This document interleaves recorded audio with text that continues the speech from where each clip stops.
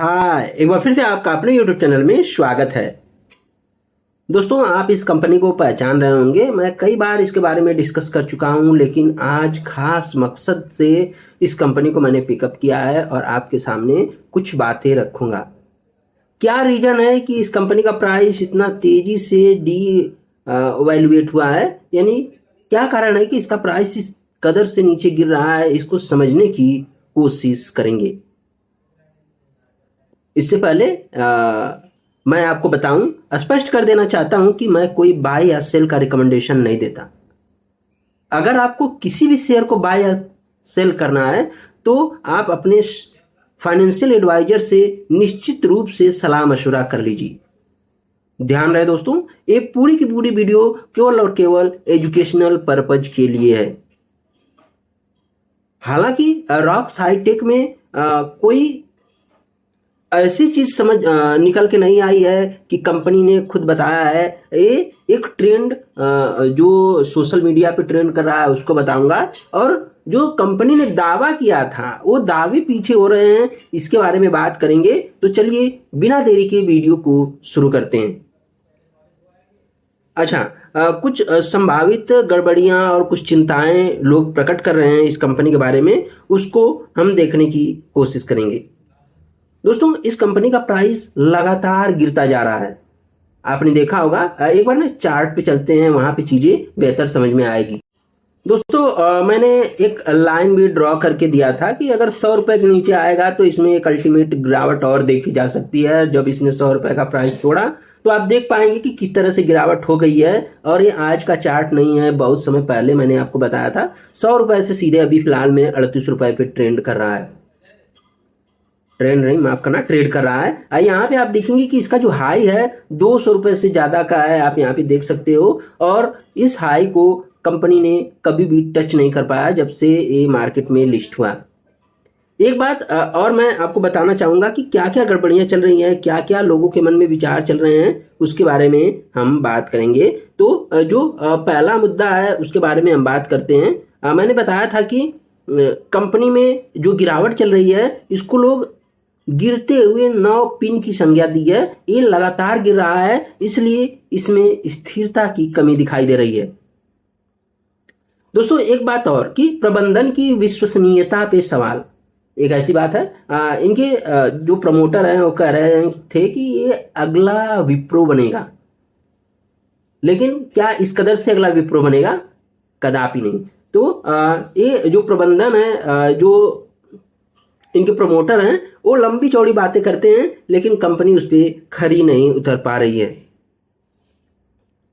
दोस्तों, एक बात और कि लोग अगर इस कंपनी की वेबसाइट पे मेल करते हैं, मतलब कि मेल आईडी पे मेल करते हैं और कुछ सवाल जानने की कोशिश करते हैं, तो कंपनी जो है कि जवाब नहीं देती है। ये बहुत बड़ी दिक्कत वाली बात है। बाकी आप तो खुद ही समझदार हैं। दोस्तों, एक और बात है कि कंपनी की जो वित्तीय पारदर्शिता है उस पे भी लोग सवाल उठा रहे हैं। उसमें क्या है कि कंपनी के पास 21 माफ करना, एक इधर कहाँ गया, हाँ, 21 CR का रिसीवेबल है, यानी प्राप्तियां हैं, बकाया राशि है। ये बात आप समझिए कि इनके पास 21 करोड़ का रिसीवेबल है, जो कि एक अच्छी बात नहीं होती है।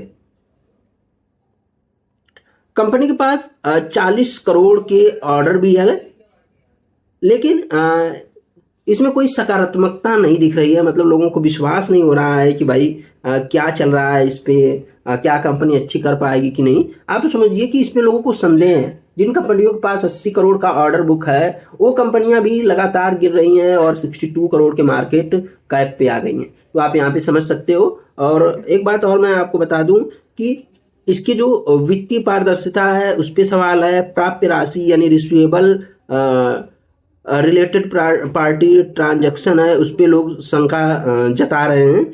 और उसी के साथ अगर आप देखने की कोशिश करें तो जो सबसे बड़ी बात है वो रिसीवेबल की है।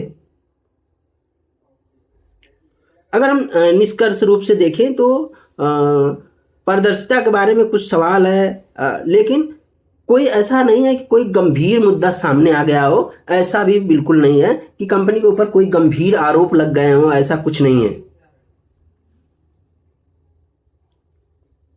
दोस्तों एक बात और मैं आपको बताना चाहता हूं कि ये कंपनी एक आईटी सॉल्यूशन प्रोवाइड करती है, जिसका कि मुख्यालय चेन्नई में है, ये आप सबको पता है। यह आईबीएम, लेनोवो, एसएपी और सिस्को जैसी वैश्विक प्रौद्योगिकी ब्रांड के साथ साझेदारी में काम करती है। यहाँ पे जब आप देखेंगे कि 4 कंट्री में ये कंपनी सर्विस देती है, 300 प्लस कस्टमर हैं, 6 रीजनल ऑफिसेस हैं अक्रॉस इंडिया में, एनएससी पे लिस्टेड है और 150 प्लस प्रोफेशनल सर्टिफिकेट्स हैं। इनकी जो कोर सर्विसेज हैं वो क्या है, तो आप देख सकते हैं कि इनके पास कई कोर सर्विसेज हैं, जिनमें कि ये company digital transformation service, enterprise management service या मैनेजमेंट एप्लीकेशन, इंटेलिजेंट ऑटोमेशन और नेटवर्क कोलैबोरेशन के साथ साथ साइबर सिक्योरिटी सॉल्यूशन पे भी ये काम करते हैं। एक बार ना हम इसके कुछ और चीज़ों को देखते हैं। जो गड़बड़ियाँ थी वो मैंने आपको बता दिया है, और ऐसा भी नहीं कि बहुत कुछ मतलब कि बहुत बुरी न्यूज आ गई है, ऐसा भी बिल्कुल भी नहीं है, ऐसा नहीं है। अब हम बढ़ते हैं आगे। यहाँ पे हम देखेंगे कुछ चीज़ों को। एक बार आप यहाँ पे देखिए इसका मार्केट कैप कितने का हो गया है, 88 करोड़ का मार्केट कैप हो गया है। और आप देखेंगे जब इसके रिजल्ट देखने की कोशिश करेंगे तो आपको रिजल्ट यहाँ पे दिखाई देगा, और साथ में अगर आप पीएनएल देखने की कोशिश करेंगे तो पीएनएल में भी ये चीज़ें हैं। लेकिन रिसीवेबल ज़्यादा हो गए कंपनी के पास। बैलेंस शीट जब आप देखने की कोशिश करेंगे तो यहाँ पे बैलेंस शीट है, आपको यहाँ पे दिखाई देगा। तो मेरे हिसाब से बहुत बड़ी गड़बड़ी नहीं है कि आपको घबरा जाना है एकदम या फिर कुछ इस तरह से। लेकिन जो कमियां दिखाई दे रही है, क्योंकि कंपनी जवाब भी नहीं दे रही है, तो ये सबसे बड़ी दिक्कत वाली बात है। ये बहुत बड़ी दिक्कत की है। यहाँ पे आप देख सकते हैं कि रिसीवेबल में ये 35 करोड़ दिखा रहे हैं। यहाँ पे मैं तो 21 ही बता रहा था, यहाँ पे 35 का दिखाया जा रहा है। दोस्तों कैश फ्लो को समझने के लिए ना थोड़ा सा आपको अध्ययन करना पड़ेगा, क्योंकि कैश फ्लो में कुछ अलग अलग बारीकियां होती है जो कि आपको जानना चाहिए। इसके लिए मैं एक सेपरेट वीडियो बनाऊंगा और आपको बताने की कोशिश करूंगा। दोस्तों मैं आपको बता दूं कि अभी कोई आधिकारिक घोषणा नहीं है, एक रिसीवेबल की बात है जो कि मैंने आपको बता दिया। और एक बार इसका रिजल्ट आने दीजिए, फिर बातें निश्चित होगी। और जो आईपीओ प्राइस पे लेके बैठे हैं तो मैं आपको बता दूं कि अब बेचने से कोई फायदा नहीं है दोस्त।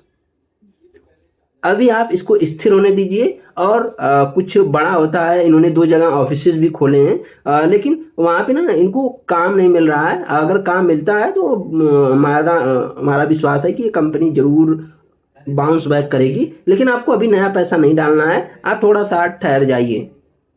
मैंने 100 रुपये के प्राइस पे ये एक बार वीडियो बनाई थी और बता दिया था कि 100 के नीचे आता है तो आपको थोड़ा सा समझ जाना है। और ये कंपनी जो है कि ठीक ठाक मुझे दिखाई देती है, ऐसा भी नहीं कि नहीं बेकार दिखाई देती है। रिसीवेबल की वजह से इसमें दिक्कत आने वाली है। आपको रिजल्ट का इंतजार करना चाहिए, फिर निर्णय लेना चाहिए। तो दोस्तों ये रहा वीडियो, उम्मीद है वीडियो पसंद आई होगी।